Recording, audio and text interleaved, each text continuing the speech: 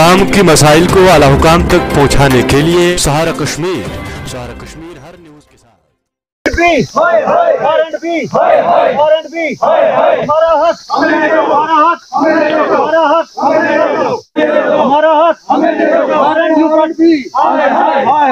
जिला गांधरबल आराम अंदरवन से आबादी का मुतालबा है कि मज़कूरा अंदरवन इलाके में डिपार्टमेंट ऑफ R&B ने 2007 में एक रोड निकालकर उस पर मैग्नेमाइजिंग की।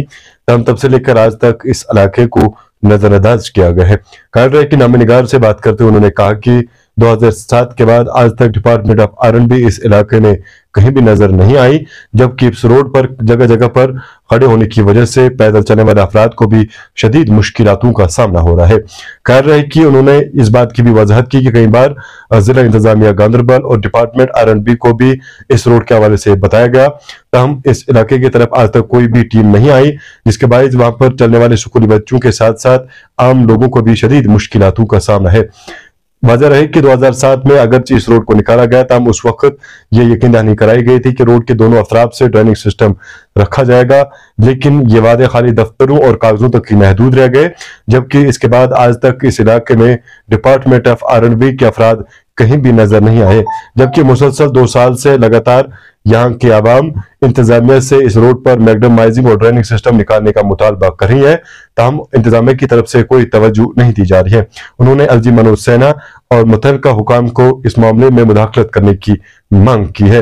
वहीं उन्होंने नाम निगार से बात करते हुए इस बात की भी वजाहत की कि अगरचे पिछले साल दुरसुमा से लेकर अरहमा तक 3 किलोमीटर पर मैग्नेमाइजिंग का काम किया गया, ताहम उस बार भी अंदरवन जबन का रोड नजरअंदाज किया गया। गांधरबल से सहारा कश्मीर के लिए डार मोहम्मद की ये रिपोर्ट। सबसे पहले मैं आपका शुक्रिया अदा करूंगा कि आप हमारे कहने पर यहाँ तशरीफ लाए।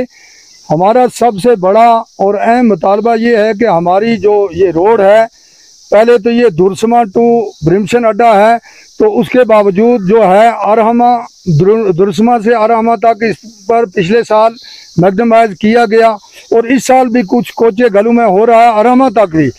अरहमा से ऊपर इलाका अंदरवन जो है, अंदरवन भी आर्मी कैंप टू ब्रिमशन अड्डा, इस रोड के साथ पिछले 10 सालों से इस महकमा R&B ने कोई हाथ नहीं लगाया, इस पर कोई काम नहीं किया, जिसकी वजह से हम निहायत ही परेशान हैं। हमारे जो बीमार हैं यहाँ पे, मसलन डिलीवरी केस हमारा होता है तो हम चारपाई पे उठा कर ले जाते हैं। एम्बुलेंस वाले को अगर मैं यहाँ से फ़ोन करेंगे तो उसके आने का यहाँ कोई रोड पर इंतज़ाम नहीं है, गाड़ी नहीं आ सकती है। हम कोई प्राइवेट गाड़ी लाएंगे वो भी यहाँ नहीं आ सकती है। कोई सोमू वाले आते हैं तो हम यहाँ 40 से 50 रुपया उनको उजरत देते हैं, लेकिन वो आधे रास्ते में छोड़ देते हैं। रोड की दिक्कत है। हमारा यही मुतालबा है कि आप हमारा ये मुतालबा आला हुकाम तक आपकी वसाकत से पहुँचना चाहिए कि हमारा जो आर्मी कैंप से आरामा से ऊपर वाया आर्मी कैंप ब्रिमशन अड्डा तक जो अंदरवन B में ये रोड है, इस पर कोई इंतज़ाम नहीं है, ना इस पर कोई मैग्नेमाइजेशन हो रहा है, ना इसकी ड्रेन बन रही है, ना इसके नालों पर कलवोट बन रहे हैं। इसका DPR सर 1 साल पहले बनाया है जो कि चीफ ऑफिस में पड़ा हुआ था। तो पिछली बार हम गए, एक वफद गए, तो मेरे साथ कुछ आदमियों ने मदद की, एडमिनिस्ट्रेशन के कुछ आदमी थे, उन्होंने मदद की, तो मैंने वहाँ से वो लाया और DC साहब के पास गांधरबल छोड़ दिया और उन्होंने वो वहाँ से रेफ़र किया है CPU साहब के पास। उनके टेबल पर हमारी फाइल पड़ी हुई है। तो लिहाजा मैं यही अपील करूँगा कि हम गरीब लोग हैं, पसमंदा लोग हैं, हमारी हर चीज़ इस सड़क के ज़रिए से मुतासर है। सबसे पहले तो आपका शुक्रिया कि आपके माध्यम से ये हमारी जो बात है ये एडमिनिस्ट्रेशन तक पहुंचेगी। जैसा कि आप जानते हो, आप खुद आए यहाँ पे नीचे से, तो आपने अपनी गाड़ियाँ जो पहला पॉइंट है तो वो नीचे रखी, क्योंकि रोड की इतनी खस्ता हाली है कि यहाँ पे हमारे जो स्कूल स्टूडेंट जाते हैं तो वो तकरीबन 11-12 बजे हाई सेकेंडरी स्कूल मनीगाम पहुँचते हैं। अगर करें हम उस्ताद साहब की बात, तो उस्ताद जब हमारे आते हैं तो वो भी 12-1 बजे हमारे यहाँ स्कूलों में पहुंचते हैं। ना ही यहाँ एजुकेशन की फैसिलिटी सही हो सकती है रोड की प्रॉब्लम की वजह से, ना ही तो यहाँ पे बिजली की ट्रांसफार्मर हम लगा ही नहीं सकते हैं। बहुत सारे ऐसे मसाइल हैं जो एक रोड की वजह से रुक जाते हैं। और चंद ऐसे फिरके परस्त लोग हैं यहाँ पे जो एडमिनिस्ट्रेशन के पास जाते हैं, कभी बोलते हैं वो किसी का कोई सिस्टम काटना होगा, यहाँ के रहने वाले नहीं, किसी को मानो बरगलाने वाले। मैं एडमिनिस्ट्रेशन से भी यही गुजारिश करता हूँ कि अगर हम लोगों के लिए लड़ते हैं कि हमें ये रोड चाहिए, हमें पानी चाहिए, हमें बिजली चाहिए, ये चीज़ें ज़िंदगी, इंसान की ज़िंदगी के लिए एक बहुत ज़रूरतमंद चीज़ें हैं। जब ये नहीं होगी तो ज़िंदगी अधूरी है।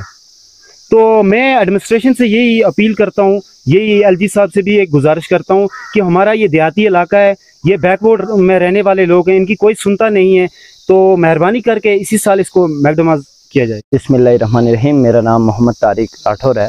जैसा कि मैं बता दूं कि आज नहीं निकले हम रोड पे, हम अरसाए 2007 के बाद हमेशा निकलते हैं।